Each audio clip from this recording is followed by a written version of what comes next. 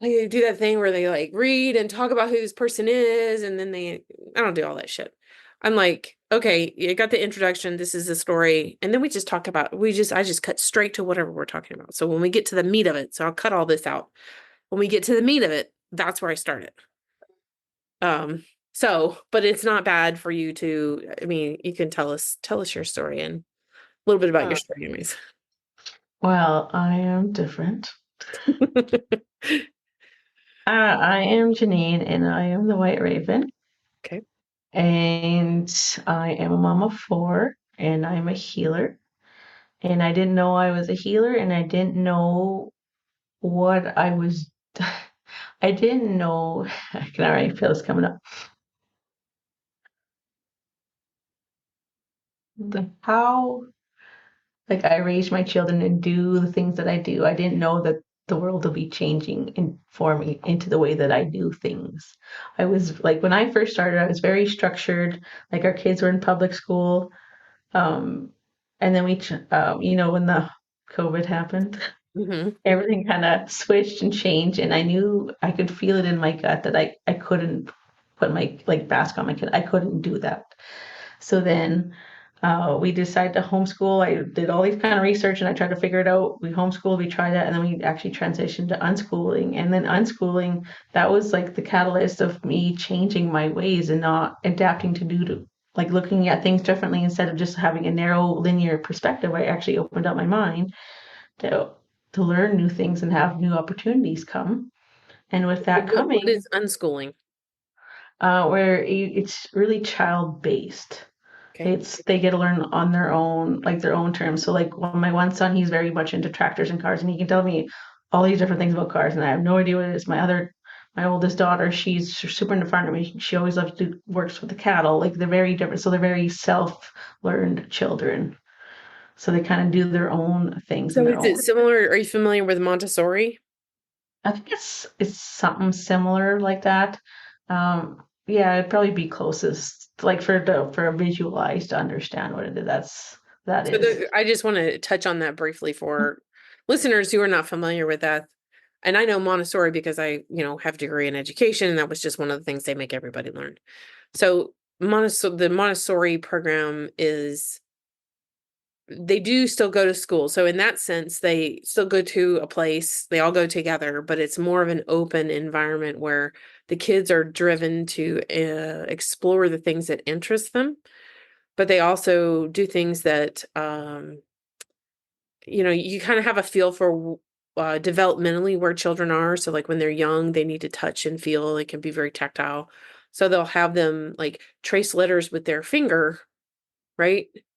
But for a child of the right age, that's really interesting because they're really just sensing that and they're getting that motion, that almost muscle memory about what the letter is. And I'm sure they go through. Unfortunately, I didn't teach Montessori and I didn't go through it. But when I learned about it, I thought to myself, if there's any way I could do this for my kids, I would do it. It didn't work out for me. I didn't wind up doing that. But the Montessori programs in the United States are only actually through eighth grade. So it's about age 12 or 13. And then after that, they have to go into the regular school system if they're going to continue with that. So, would you say that the unschooling is more about kind of releasing the structures and the linear path that the school systems usually have? Yeah, the way that I can see it and like visualize, because I'm such a visual person, is like school is a box. And we're learning to play outside of that box, learning your math in your own way. You're not learning in that structure. You are learning how you are naturally meant to learn. So my daughter will come up to me, like my younger, she's 7, and she's like, I want to read this.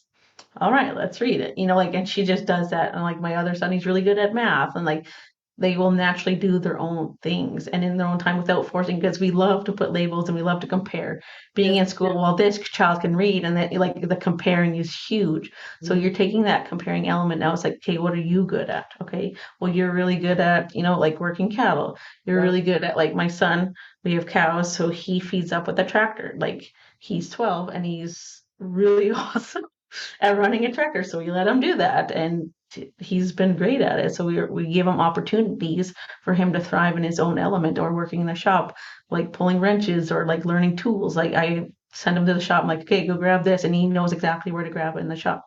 So Yeah. it's very much child-based learning. So sometimes it has papers, but most times we don't have papers. We just kind of learn as we go.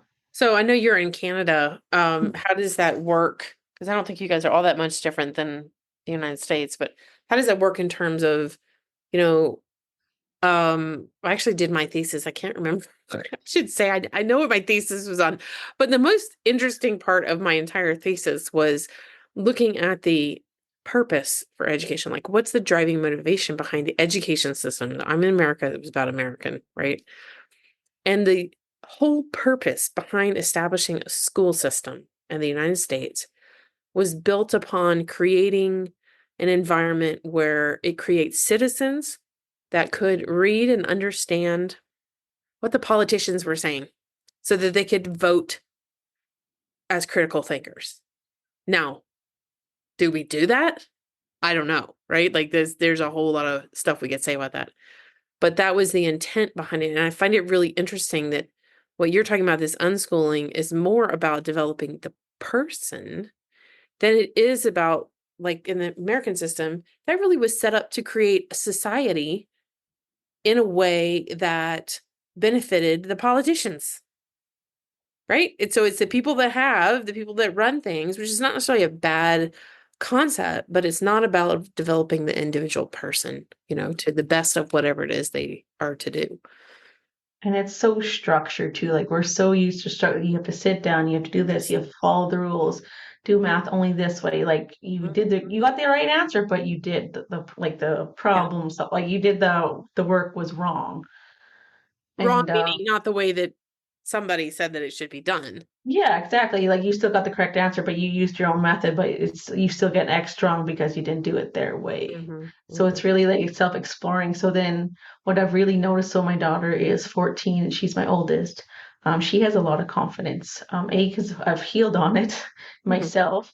But also like she's out of that system. She's not in that constant drama scene either. And she has cousins and friends that are in her age group and they are very non-confident. One was suicidal, one was had lots of like relationship issues, and there's just so many things because they're in that environment. It's always just like drama and chaos. And I remember being in high school. I went to public school, and I didn't love myself. Like I wore makeup and like I was always trying to like, oh, if I look thin, I'll like people like me because I thought people who thin like didn't have any problems was my thinking. Like that was my I thinking. don't think that's abnormal, honestly. I think a lot of people think that.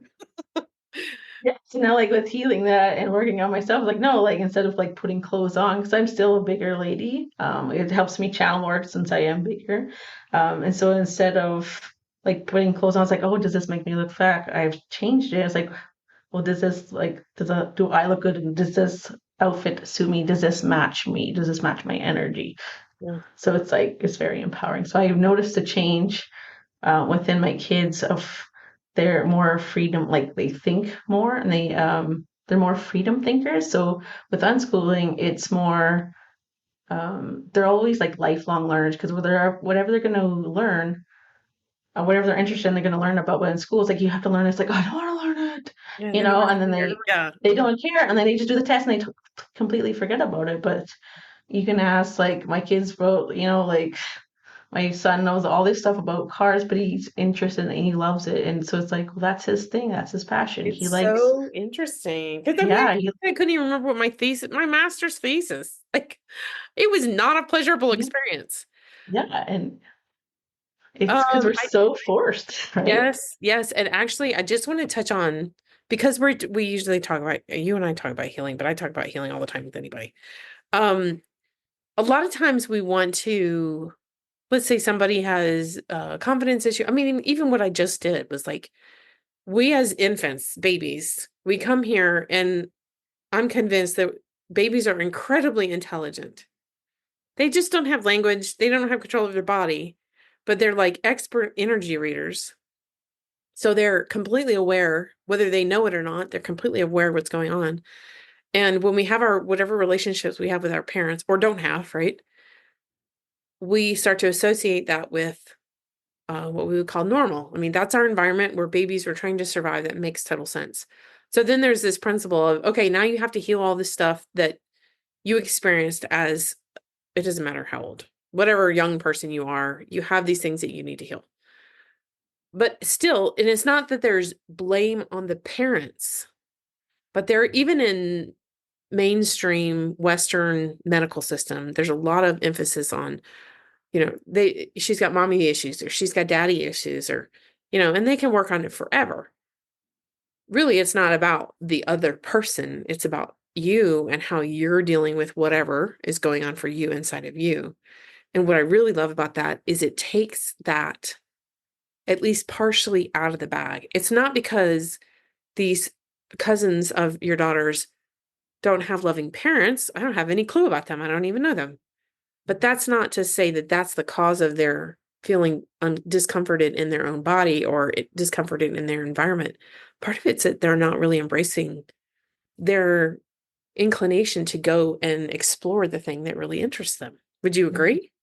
Yeah, because and we choose our parents Yeah. before we come down, so we know what kind of like situations we're gonna be in. So we're here to change that. So we can't blame our parents for everything. You could, but you're not gonna go anywhere. But when you stop blaming other people, like your parents or siblings or whatever, it's always self-reflection, and that was the biggest thing that I've learned because before I was so ego when I first had my first daughter. I'm like, I'm the best parent. I am doing I'm playing with my kid on the playground and you guys are just sitting, and I was so like ego is terrible.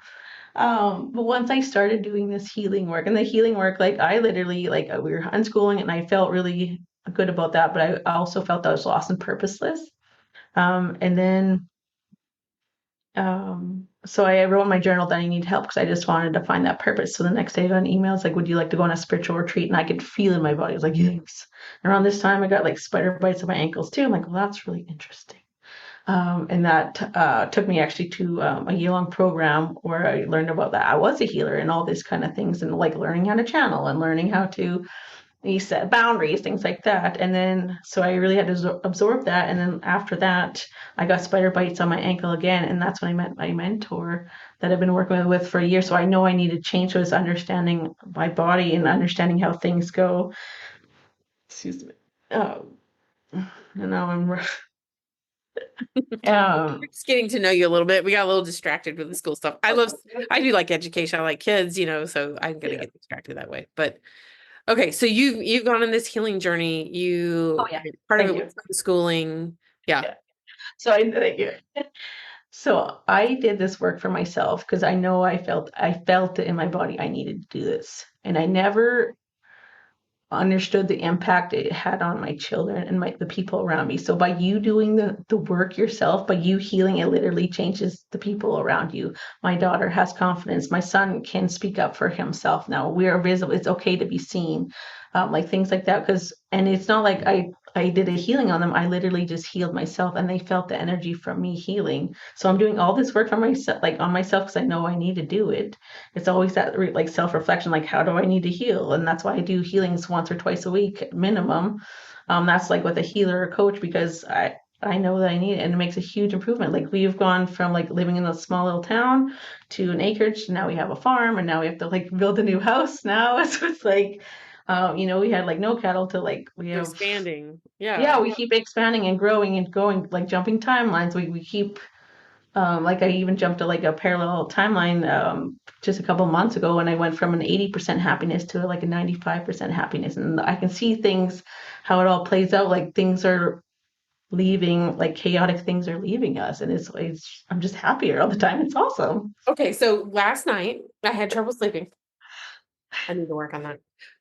But the last thing I listened to, and I don't listen to him all the time, but I do listen to him occasionally, and it's usually very succinct. It's like, oh, that's what I've been waiting to do. So, anyways, this video comes out with Bashar, and actually just shared it on my social media. And I don't remember what it said. It was like how to change your situation right now, that kind of thing.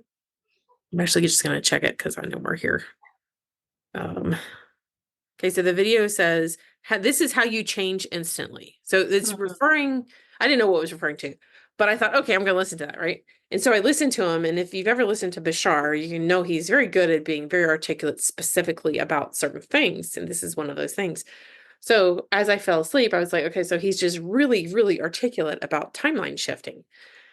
And then we have our meditation today. And I'm like, oh, it's actually about that too. And now as you're talking, I'm like, oh, that's what it's about. So the video really was emphasizing. So this idea of helping, like you're talking about that ripple effect where you help yourself and then all of a sudden all these other people, they're the people around you. But then think about what happens to your kids. Your kids are around their cousins. They can speak up and say what they need to say. They don't feel any hesitation around that. And so the cousin that's questioning themselves can go and talk to her, right? And then, okay, so it's a huge ripple effect. So the comment on the video was, how do we essentially shift timelines? How do we go from being where, let's just throw it out there. I don't want to talk about politics, but that's what I'm like. Politics are so terrible, right? How do we go from that environment to where things are really a lot better? And the whole video really talks about you, and I actually channeled this in a hypnosis session several times. It wasn't that you say, no, I'm not going to look at that, because that's Abraham Hicks talks about that a little bit. It's like if you deny something, you're also still giving energy to it because you're still saying no, no, no, right? Whereas you don't do that. You just simply kind of like if you think about looking at something, instead of looking at it, or instead of like deliberately looking everywhere that it is not, you simply soften your focus and then you go to what is calling your attention, what is of interest to you. So what is it like, what is in your environment that represents what you want to have happen? So if we're talking about politics being so terrible, we don't want to ignore politics. We don't want to trash talk it. We don't want to praise it. We don't want to do any of that. We just want to say, oh, look at, if you really want to go with politics, maybe you look at this politician who's doing these amazing things and you focus on that. And by focusing on that part of it, whatever part of life you're looking at, if you're focusing on that part of it, then you cause that to grow and expand. Just like you're talking about your family expanding, you're looking at yourself. You're healing yourself and your family and your environment, and everything around you is just getting bigger and bigger. So the same thing applies. It's where do you put your energy, right? Yeah. It's because I've chosen not to listen to the media for the last few years, and I'm happy. I am good. Like, I know. and people are like, did you hear this? I'm like, I didn't. I'm like, I choose to have like live a happy life. I choose to be where I live. I choose to live on a farm. I choose to be grounded. I choose to be try to be my most authentic self. I Yeah. choose this life. I don't want to know other people's opinions, especially like 'cause I'm an empath. I'm autistic. Like if you tell me things, I'm going to absorb it. So it's like no, like I keep my circle very small because I don't want to absorb other people's energy and where I give my energy because like being the person I am, I'm actually constantly healing, even if I don't like think about it. My energy is also like my body is always healing, like with earth or whatever. Like it's always constantly healing. So it's Mm. like, where do I want to put the energy? Like, well, I want to touch down with earth. I want to connect with her. Like, I want to, and it's so beautiful. Like, we planted some peas and oats for our cows this year. And I'm like, okay, like I would really like have a bountiful crop, and I really put that like energy into our field, and we have this big luscious crop. And I like we drove around and seen some other people's crops around us, and it's like like sparse. It's barely like anything there. It's like wow, like what I do really matters. Like energy Oh really yeah. listens. Like or we're like we really need rain because we like had lots of fires last year. I'm like, hey, we really need a lot of rain this year. Like and it just came in as it needed to. It's like, thank you. It's always being that finding that connection of who you are, who you're meant to be. Yeah. So I want to touch on something that I got in a meditation one time. It's very clear. It was in our little group meditation. I don't remember what the story was, but this is something that came out of it. And I was like, oh, wow, that was like really super clear. So I had this, I don't know why. I was trying to move energy, right? So I'm in meditation, pretty deep. I heard the other person in the room, I heard her, but I wasn't like completely in tune. I was that much into meditation. And for some reason I got the suggestion, okay, move energy. Let's see what that's like. So I got the image of like think about it like moving your arm before you move your arm, you think about what it is to move, and then you have time before your arm actually moves, that's when the energy's moving. So when I was in that meditation, I played with that. I didn't move because I was in meditation. I was trying to stay still, but I was still, in that particular instance, I was actually moving my arm per se to show myself. And I got visuals in that particular one. I don't always get visuals, but I got visuals. And the message that I got was very, very clear, is that just by thinking of it, you are moving that energy. Just by having that intention to move the energy, it is actually moving. So, and just because people can't measure it with whatever mechanisms they have doesn't mean that it's not happening. So for you to say you're always kind of working on something, I think we all are on some level, because like you said, wherever you put your attention, wherever you put your energy, that's what's going to expand. So then if, like, let's say going back to politics, if you're like, oh, I don't like a lot of people in Canada don't like our prime minister. Yeah. Um, it's like, are you gonna put that attention on there? Are you gonna like, oh, he's like worse, I wish he wasn't here, or they replace him. It's like, okay, like, okay, come back to yourself. It's like, what do you need? Like coming back to yourself and stop giving your energy away. And it's not you're fueling the fire that way by like adding your energy to it. So like bring your energy back and just work on yourself, and like working on yourself changes the world. And actually, I find for me, it was like super duper literal translation of exactly what you're talking about. Because a couple of years ago, when it felt like a couple of years ago, when Trump was president, that was a big deal. Okay. But part of it is that Trump is somebody who kind of lights the fire. He instigates stuff. So he does whatever. And I used to see people, and I'm not on either side, but I have friends on either side. And sometimes they would post things, and the responses that people would get and give, and they'd be so angry about it. They'd say exactly what you're saying. I don't like this person. I don't want this person there. And it was a perfect literal example. It's like somebody posts something on social media, and somebody always has something negative to say. Sometimes they have stuff positive to say, but just by saying it, you're putting that energy there. So if you really want that thing to stop, you just pull away from it. Because I know like when COVID hit, um, which is like I was very angry at it. I was angry that people had to wear masks. I literally went to like one grocery store because I could get away Yeah. without wearing a mask and they wouldn't say Oh, okay. anything. Yeah. And they would like everywhere you go, people are wearing masks, and I like it bothered me so much. It hurt me. Like it The took me back mask. to like concentration camps, like Oh, yeah. being Hmm. like it was so bad. Um, but I was so angry at it. But with that, it literally catapulted and changed who I am. Yes. Because before COVID, my kids were in the public school system. My husband's like, "Do you want to homeschool our kids?" I was like, "No, I don't want to do that. That's stupid. Like our kids will be dumb. So being angry can be a catapult for something Oh, yeah. beautiful too. Yeah. Yeah. Okay. I'm gonna stop the recording here, because that's actually a pretty good